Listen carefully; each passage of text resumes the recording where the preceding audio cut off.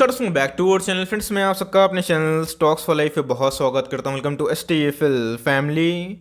DFL inverse market के previous fall में ऐसे बहुत सारे स्टॉक्स में एक अच्छी खासी हेवी करेक्शन हमें देखने को मिली। और दोस्तों, ऐसे बहुत सारे स्टॉक्स में एक बहुत बड़ी करेक्शन की उम्मीद नहीं थी, लेकिन मार्केट फॉल की वजह से ऐसे बहुत सारे स्टॉक्स अभी के टाइम में डिस्काउंटेड प्राइस में अवेलेबल है। कोई कोई स्टॉक में तो गाइस हमें 25-30% के आसपास डिस्काउंटेड में अवेलेबल देखने को मिल रहा है। तो जी हाँ, मार्केट फॉल होता है तो बीइंग एन इन्वेस्टर हमें उसका ज़रूर फ़ायदा उठाना चाहिए। और एसआईपी के वे से अच्छे स्टॉक्स को इक्का दुक्का करके हमें एसआईपी के वे में उसको पोर्टफोलियो में ज़रूर ऐड करना है। तो जी हाँ दोस्तों, हम लोग इस वीडियो में ऐसे बहुत सारे ब्लू चिप के बारे में डिस्कस करेंगे जिसमें अभी के टाइम में बहुत ज़्यादा वैल्यू इमर्ज हो चुकी है। और ऐसे बहुत सारे इमर्जिंग कंपनीज भी हैं जहाँ पे आप चाहें तो अपनी नज़र को रख सकते हैं। ऐसे बहुत सारे स्टॉक्स को मैं इस वीडियो में कवर नहीं कर पाऊंगा, लेकिन यस, ऑल्टरनेटिव वे में मैं उसको वीडियो में बताऊंगा। बहुत कुछ सीखने को मिलेगा।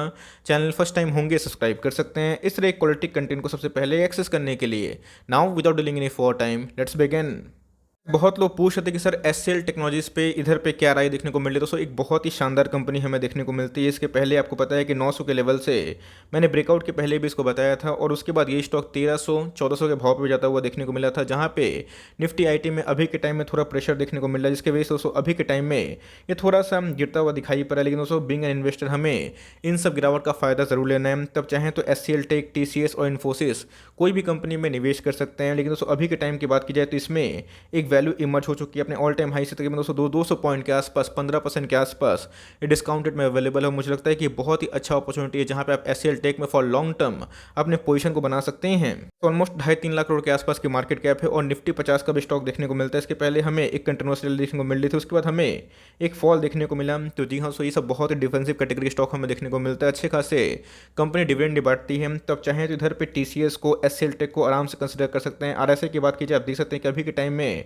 काफ़ी ओवर सोल्ड जोन पे जा चुका है। तो मेरे हिसाब से गैस अभी के टाइम में अगर आपको निवेश करना है तो आईटी के ऐसे बहुत सारे स्टॉक्स हैं जो काफ़ी अट्रैक्टिव है। लेकिन उसमें दोस्तों एससीएल टेक भी एक अच्छा खासा नाम देखने को मिलता है आपके पास है। आराम से कंटिन्यू करें, बहुत ही फंडामेंटली अच्छी कंपनी। आप चाहें तो फ्रेश बाइंग भी कर सकते हैं। बेस लेवल की बात की जाए तो गैस 1130 का एक बहुत ही अच्छा सपोर्ट है, उधर मिलता है तो आराम से बाई करिएगा। लेकिन अगर अभी भी चाहते हैं तो for long term SCL tech को आराम से आप कंसिडर कर सकते हैं। मार्केट में क्या बात होती है इसको ज़रूर सुनना है, लेकिन करना अपने मर्जी का है। डीमार्ट की बात की जाए तो इनके नंबर दोस्तों एकदम सुपर हमें देखने को मिल रहे थे। बात की जाए वैल्यूएशंस को लेके एक बहुत बड़ा कंसर्न था, जिसकी वजह से आईआरसीटीसी में और इसमें एक फॉल देखने को मिला। बट दोस्तों, मेरे हिसाब से इनके नंबर्स अपने आप में ही टॉप क्लास देखने को मिले। और जिस हिसाब से कोविड के बाद जो रिकवरी हुई अभी के टाइम में, इन्होंने हाईएस्ट एवर रेवेन्यू और प्रॉफिट दोनों पोस्ट की। लेकिन उसके बाद मैंने क्या बताया कि मार्केट में ये न्यूज़ पहले से ही फैक्टर इन थी, जिसकी वजह से कैसे 6000 का स्टॉक आपको मिल रहा है 4-5-6-8 के आसपास। आज के दिन की बात की जाए तो 4% अप था, कभी 4% डाउन भी हो सकता है। बट मेरे हिसाब से गैस ये कंपनी फंडामेंटली बहुत ही अच्छी है और आप चाहें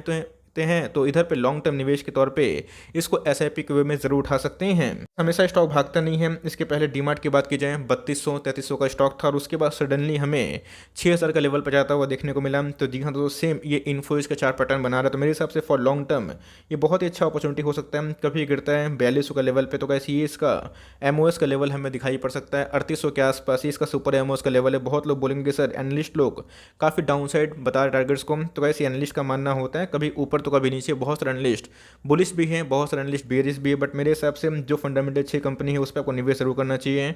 आरएसआई की बात की जाए, मनी फ्लो इंडेक्स की बात की जाए, इसके पहले किसी को घुसने का मौका नहीं मिल रहा था क्योंकि काफ़ी ओवर बॉट जोन पे था। अभी की बात की जाए तो ऑलमोस्ट ओवर सोल्ड टेरिटरी में आ चुका है। तो मेरे हिसाब से ऐसी कंपनी फंडामेंटली अच्छी है।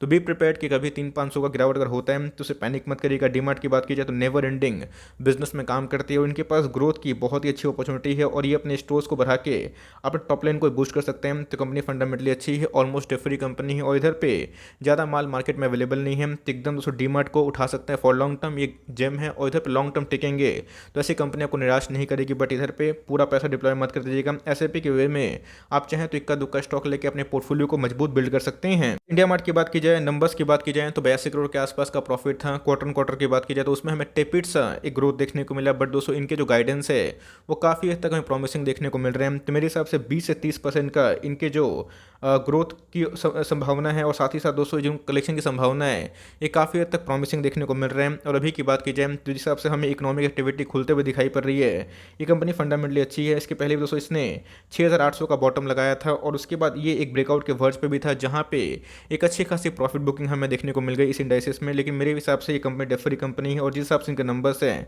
मुझे लगता है कि बहुत ही अच्छा मौका दे रहा है। 7200 बहुत ही अच्छा लेवल है, जहाँ आप चाहें तो डेफरी कंपनी इंडिया मार्ट इंटरमेश को आराम से कंसिडर कर सकते हैं। इसको पहले ही मैंने कवर किया था जब ये 7000 के आसपास था और उसे 9500 के लेवल पे भी जाने की कोशिश की थी। बहुत लोगों को निकलने का मौका मिला था अच्छे खासे प्रॉफिट में, बट मैंने क्या बताया, मार्केट में ट्रेडर होते हैं और एक इन्वेस्टर होते हैं। ट्रेडर लोग हमेशा 1000-2000 पॉइंट पाके खुश हो जाते हैं, बट बिंग एन इन्वेस्टर दोस्तों आपको हमेशा ये फोकस करना है कि कंपनी ग्रोथ कैसे है। FIS और DS का एक बार जाकर थोड़ा सा डेटा देख लीजिएगा, उधर पे FIS और DS ने इस क्वार्टर में अपनी स्टेक को बढ़ाया भी है। तो मेरे हिसाब से कैसे गोल्डन अपॉर्चुनिटी है। अगर आपको B2 बिजनेस में किसी स्टॉक पर निवेश करना है तो इंडिया मार्ट इंटरमेश को आराम से कंसिडर कर सकते हैं। अभी की बात की जाए तो काफ़ी ओवरसोल्ड जोन पे हैं और डेफरी कंपनी है। बहुत लोग कंसर्न भी कर रहे थे कि सर इधर पे हमारे प्रॉफिट है वो साफ हो गए हैं, तो ऑफकोर्स ये मेरा भी हाल है। ऐसा नहीं है कि मेरा प्रॉफिट नहीं डाउन हुआ है, निफ्टी के इस गिरावट में हमारा पोर्टफोलियो भी डाउन हुआ है, बट ये दोस्तों मार्केट का साइकिल है। मार्केट हमेशा अप नहीं होता है, 2-3 महीना गेन दोस्तों 3-4 दिन में ही साफ हो गया, बट कोई दिक्कत वाली बात नहीं है। अच्छी कंपनी होती है तो बाउंस बैक जरूर करेगी और धीरे धीरे ही सही ये बाउंस बैक की ओर पे आती है। इसके पहले आपने देखा कि ICICI बैंक को मैंने बहुत बार कवर किया था, चाहे वो स्टॉक फटाफट की बात की जाए या फिर स्टॉक्स टू बाय नाउ में, और कैसे ICICI बैंक ने अपना ऑल टाइम हाई लगाया। तो मार्केट को टाइम मत करिए, अपने स्टॉक सिलेक्शन में भरोसा रखिए। लॉन्ग टर्म के लिए फंडामेंटली बहुत ही अच्छी कंपनी है।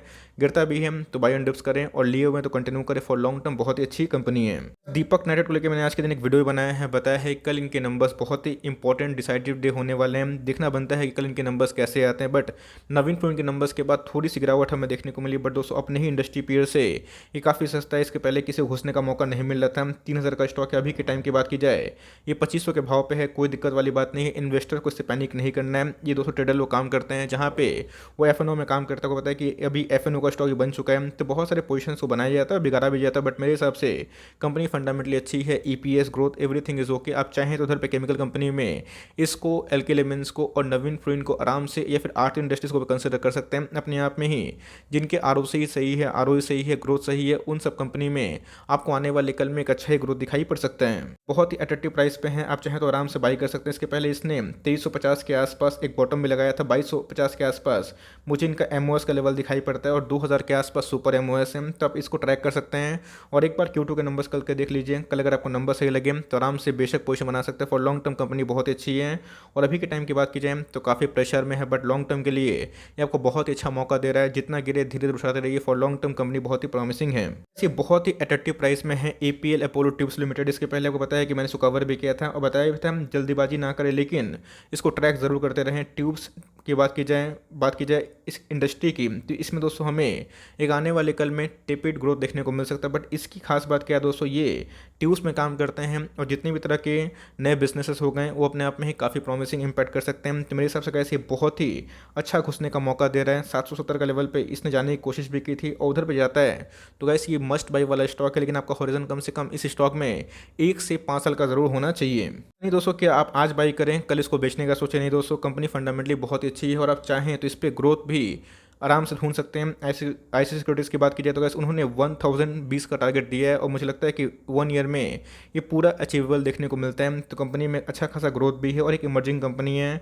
अभी के टाइम की बात की जाए तो आप देख सकते हैं कि RSI 43 के आसपास हमें देखने को मिल रहा है, जो पहले से काफ़ी वीक देखने को मिल रहा है। तो मेरे हिसाब से कैसी एक मस्ट बाई वाली कंपनी, और इसके पहले जिसका लो था 770 के आसपास मिलता है, तो सुपर बाई। और कभी भी मार्केट है अनसर्टेनिटी से खेल है, इक्विटी मार्केट यही होता है, कभी ये 770 के नीचे आता है तो गैस उधर पे आपका GDT ऑन होना चाहिए, बिकॉज ये अपने आप में ही APL अपोलो ट्यूब्स लिमिटेड बहुत ही अच्छी कंपनी और आप चाहें इसको ट्रैक एंड स्टडी कर सकते हैं। उसके बाद बात की जाए हमारा one of the top pick जिसका नाम है एस्ट्रल लिमिटेड। आपको पता है कि फोकट्स की बात की जाए, उसके बाद जितने भी सैनिटरी वेयर की बात की जाए तो उसमें ये कंपनी आगे उतर रही है और 15,000 करोड़ का ये पूरा दोस्तों मार्केट हमें देखने को मिलता है। तो कंपनी सिर्फ और सिर्फ पाइप्स में, PVC में या फिर एडहेसिव में नहीं है, बल्कि कंपनी अपने एक्सपेंशन को भी ध्यान दे रही है। तो मेरे हिसाब से कैसे ये सब एक एवरग्रीन स्टॉक है और इन सब में एक फॉल होता है तो एकदम लाइम टाइम अपॉर्चुनिटी है, बिकॉज इनके बिजनेस कभी ग्राउंड पे खत्म नहीं होंगे और आपको ये स्टॉक में एक अच्छी खासी डिसेंट से दोस्तों 10-15% के आसपास डिस्काउंट मिल रही है। मुझे लगता है कि ये हो गए प्रिंस पाइप हो गए, पाइपिंग वाले बिजनेस ये कभी खत्म नहीं होंगे और आपका विजन 2025 तक है। तो मेरे हिसाब से इन सब स्टॉक्स में आपको जरूर बाई ऑन डिप्स करनी चाहिए। एस्ट्रल की बात की जाए बहुत ही कंसिस्टेंट परफॉर्मर हमें देखने को मिल रहा है। Q2 के नंबर से डिसाइड करेंगे कि इनका जो अभी के टाइम में जो रौनक है वो शाइन होगा या फिर नहीं होगा, बट नहीं भी होता है कोई दिक्कत वाली बात नहीं है। कंपनी फंडामेंटली अच्छी है। इसके पहले दोस्तों आप देख सकते हैं कि इसने एक ब्रेकआउट देने की कोशिश की थी, उसके बाद फॉल की वजह से ये सर्वाइव करता हुआ थोड़ा सा कम दिखाई पड़ा, बट मेरे हिसाब से बहुत बड़ा करेक्शन नहीं हुआ है। बट मेरे हिसाब से बहुत बड़ा करेक्शन मैं उम्मीद भी नहीं कर रहा हूँ। For long term ground business बहुत ही मजबूत है और इनके फोकस वाले बिजनेस और सेंट्री वाले बिजनेस सही चलते हैं, तो आने वाले कल में एक बहुत बड़ा मार्केट कैप्चर भी कर सकते हैं। अच्छी कंपनी है, ब्लू चिप कंपनी। आप चाहें तो एस्ट्रल को आराम से कंसिडर कर सकते हैं। इसके रिप्लेसमेंट में आप चाहें तो प्रिंस पाइप पे भी आराम से फोकस डाल सकते हैं। लोग आएंगे डराएंगे कि भाई मार्केट में क्रूड के प्राइस बहुत बढ़ गए, लेकिन दोस्तों अगर आप क्रूड के प्राइस देखें तो 2000 साल से लेकर 2021 तक बहुत बार बढ़े भी हैं, घटे भी हैं। इसके पहले मैंने बताया भी था कि एशियन पेंट में मैं बहुत बड़ा डाउनसाइड उम्मीद नहीं कर रहा हूँ, जहाँ पे एक फ्रॉड की न्यूज़ हमें देखने को मिल रही थी, लेकिन वो एलिगेशन है, अभी तक कंफर्म नहीं हुआ। बट मुझे लगता है बर्जर पेंट दोस्तों एक लाइफ टाइम अपॉर्चुनिटी है, बिकॉज बर्जर पेंट की बात की जाए तो मैंने क्या बताया कि पेंट सेक्टर हमेशा एवरग्रीन रहेगा और आने वाले कल में भी ये सेक्टर चलता ही रहेगा। तो बर्जर पेंट में गिरावट से दोस्तों आपको एकदम पैनिक नहीं करना है, बल्कि आपको इधर पे ग्रेडी होना है। तो एकदम दोस्तों मैं लिख के बोलना चाहता हूँ कि मस्ट बाय वाली कंपनी है। गिरता है तो कोई दिक्कत वाली बात नहीं, मार्केट गिरेगा तो कोई भी स्टॉक गिरेगा, लेकिन इन सब स्टॉक्स को आप जितनी एसआईपी करिएगा लॉन्ग टर्म में ये सब कंपनी आपको उतना ही मुनाफा दे सकते हैं। सब दोनों कंपनी में किसी को भी चूज कर सकते हैं, चाहे वो एशियन पेंट की बात की जाए, बर्जर पेंट की बात की जाए। ऐसा नहीं है कि बर्जर पेंट कल से ही भागना स्टार्ट कर देगा, लेकिन ऐसे याद रखिएगा Q3 के नंबर्स की बात की जाए तो उसमें भी क्रूड के प्राइस की वजह से इनको काफ़ी इन्फ्लेशन का सामना करना पड़ रहा है। तो हो सकता है इनके मटेरियल कॉस्ट बढ़ने से इनके प्रॉफिटेबिलिटी में डेंट आ जाए, लेकिन दोस्तों याद रखिएगा टेम्प्रोरी होगा। लॉन्ग टर्म में इसका ऐसा कोई बिग इम्पैक्ट नहीं होगा। तो कोई विजन अगर 3-5 साल 10 साल का है तो बर्जर पेंट इधर से भी बहुत बड़ा पोटेंशियल लगता है। प्राइस हाई के बाद भी एशियन पेंट के बॉटम लाइन में गिरावट देखने को मिली और ये हाईएस्ट एवर इन्फ्लेशन था एज पर the Asian paint and Berger paint. But मेरे हिसाब से कंपनी फंडामेंटली अच्छी है, प्राइस गिरेगा कोई दिक्कत वाली बात नहीं, आपको ऐड करना है लॉन्ग टर्म तक ऐसी कंपनी बने रहे। सीएमपी में दोस्तों मस्ट बाई हो सकते ही हैं। बहुत लोगों ने पूछा कि सर डिक्सन क्यों गिर रहा है, तो भाई मार्केट गिरेगा डिक्सन भी गिरेगा। इसके पहले आपको अच्छे से याद है कि जब Nifty mid cap small cap में एक बार फिर से प्रेशर आया था, डिक्सन दोस्तों 4700 का हाई लगाने के बाद 3600 के पार गया था, फिर से मार्केट स्टेबल हुआ, उसके बाद फिर से 3600 का लेवल ये 6200 के आसपास भी जाता हुआ देखने को मिला। तो वैसे मार्केट का साइकिल है और इससे कोई बच नहीं सकता। बट मेरे हिसाब से कंपनी फंडामेंटली अच्छी है। Q2 के नंबर्स हमें हाल फिलहाल में आने वाले हैं, आप चाहे तो उसको ट्रैक करके उसको स्टडी करके अगर आपको पैरामीटर फिट बैठता है तो उधर पे कर सकते हैं। मोनोपोली कंपनी है और काफ़ी एक ग्रोथ पोटेंशियल भी है, तो मुझे लगता है कि एकदम मस्ट बाई हो सकता है। और गिरता है तो कोई दिक्कत वाली बात नहीं। इसके पहले भी ये 4900-4800 के लेवल पे आ गया था और दोस्तों इसका जो प्रीवियस आई है यही हमें इनका सपोर्ट देखने को मिल सकता है। डिक्सन की बात की जाए एक आत्मनिर्भर भारत का सपना पूरा भी करेगा और आने वाले कल में ये सर्वाइव भी करेगा। तो देखना दोस्तों ये इनके लिए बहुत ही इंपॉर्टेंट एक सपोर्ट लेवल है जो 4850 के आसपास है, और इसको अगर ये तोड़ता है बाई चांस तो आने वाले कल में हो सकता है कि गिरावट हो जाए, बट इससे पैनिक मत करिएगा। डिक्सन एक बहुत ही अच्छी वाली कंपनी है। IRCTC की बात की जाए तो उसमें भी हमें एक मेगा फॉल देखने को मिला, क्योंकि उसमें एक अनप्रेसिडेंटेड रैली थी। कोई भी स्टॉक का प्राइस 3000 से 4000 से अगर 6000 3-4 दिन में भाग जाएगा, ये गिरावट होती है, बट उधर पे आपकी अपॉर्चुनिटी बन जाती है। तब चाहे तो डिक्सन, IRCTC, इंडिया मार्ट इन सब पे फोकस कर सकते हैं, जो पहले काफ़ी ओवरबॉट में था, अभी की बात की जाए तो काफ़ी वीक हो चुका है। तो इधर पे आपकी SIP ज़रूर होनी चाहिए और गिरता है तो पैनिक मत करिएगा। ऐसे स्टॉक को आप SIP की वजह से लीजिए और याद रखिएगा मार्केट में आप एक दिन के लिए नहीं आए हैं, लॉन्ग टर्म के लिए बने रहे हैं। ये सब कंपनी आपको बहुत रिवॉर्ड दे सकती है। दोस्तों बात की जाए डिविस लेबोरेटरीज हमारा one of the most favourite stock डिफरी कंपनी है और आप देख सकते हैं कि निफ्टी के इस फॉल में दूसरे इंडाइसेस में काफ़ी फॉल हमें देखने को मिला, बट उसके बावजूद भी इसमें ऐसा कोई मेगा फॉल नहीं आया था।